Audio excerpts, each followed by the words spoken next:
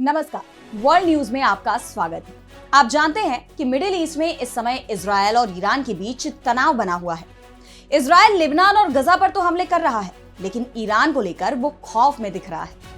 Netanyahu दावा कर रहे हैं कि ईरान को सबक सिखाएंगे, लेकिन जिस तरह से ईरान ने इजरायल को धमकी दी है और मिडिल ईस्ट के दूसरे देश ईरान के साथ आ रहे हैं, उसने इजरायल को डरा दिया है। तो कैसे ईरान पड़ रहा है इजरायल पर भारी, इस पर आगे हम करेंगे चर्चा। लेकिन आइए जरा उन खबरों को भी देख लें जिन पर आगे होगी। एलएसी पर समझौते के बाद पीछे हटी हिंदुस्तान और चीन की सेना। अमेरिकी चुनाव में हिटलर को लेकर ओबामा का ट्रंप पर हमला। और चलते चलते में बात करेंगे बेलारूस में बनी नई सरकार की। अभी तक गजा और लेबनान के लोग खौफ में दिखाई दे रहे थे, लेकिन अब खौफ में इजरायल दिखाई दे रहा है। मिडिल ईस्ट में ईरान के पुराने दुश्मन भी उसके दोस्त बन गए हैं, तो इजरायल के साथ खड़े होने वाले देश उससे किनारा कर रहे हैं।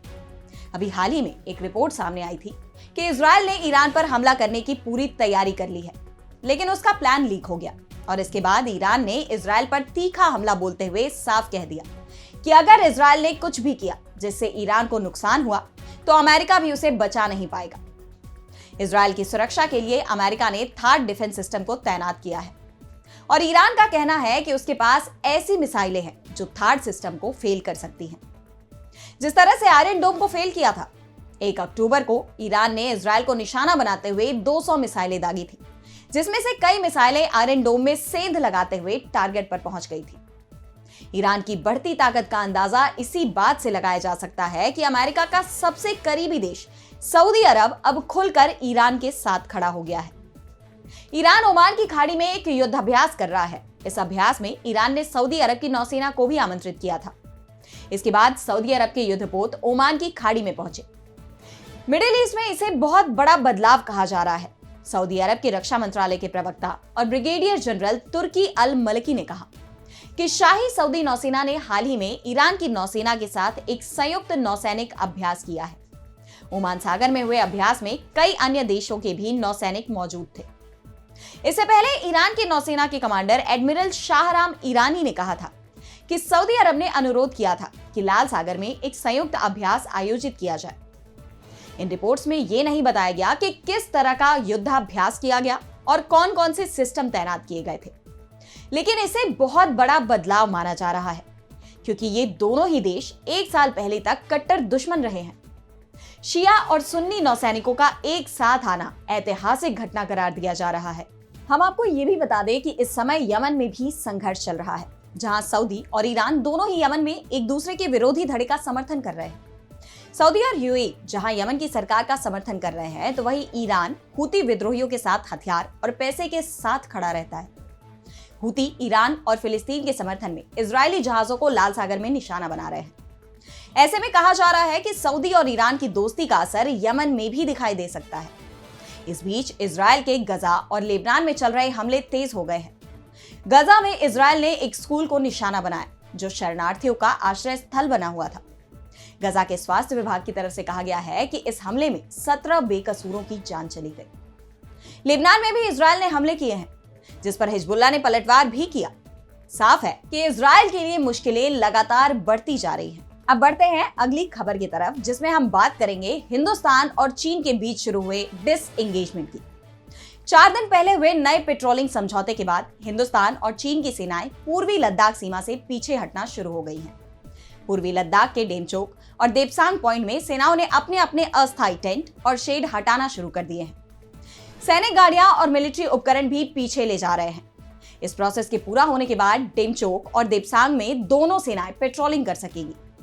ये पेट्रोलिंग 10 दिन बाद शुरू हो सकती है।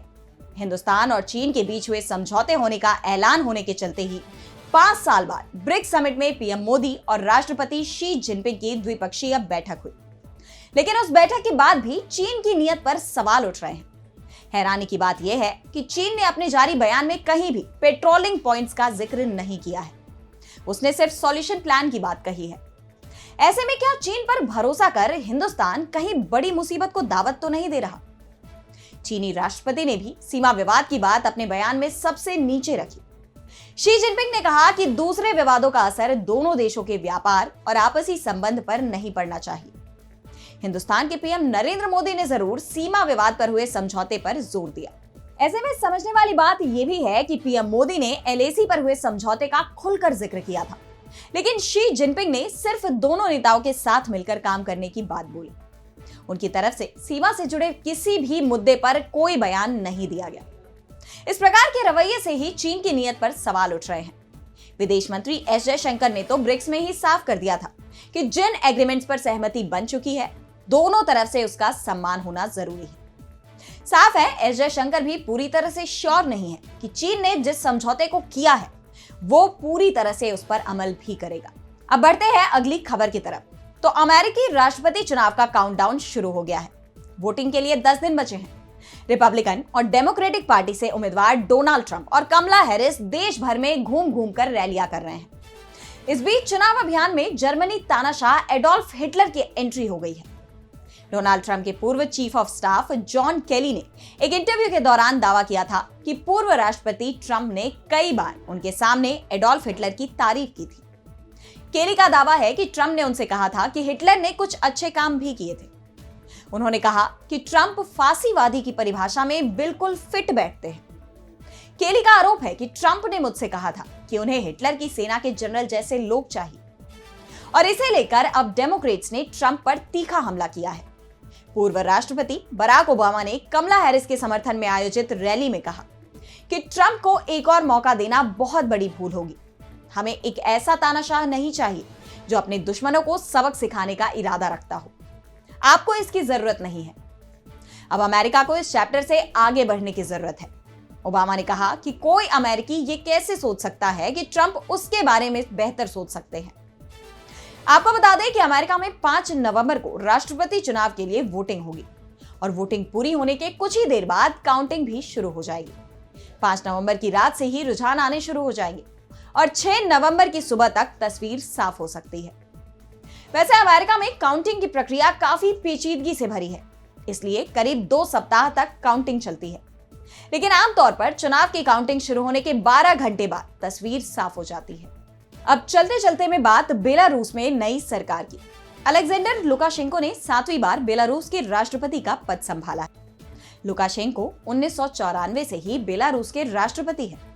लुकाशेंको जब पहली बार चुनाव लड़ रहे थे तब उन्होंने बेलारूस को गड्ढे से निकालने का वादा किया था।